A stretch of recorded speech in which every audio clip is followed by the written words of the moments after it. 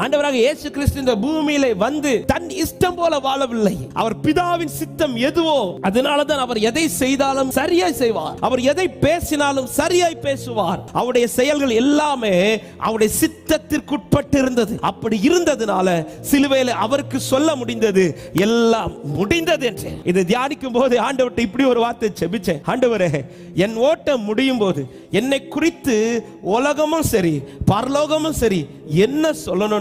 இவன் அப்படி சம்பாதிச்சான், இப்படி படிச்சான், இது இல்ல ஆண்டவரே, இவன் அவருடைய சித்தத்தை செய்து முடிச்சான்னு சொல்லணும்பா.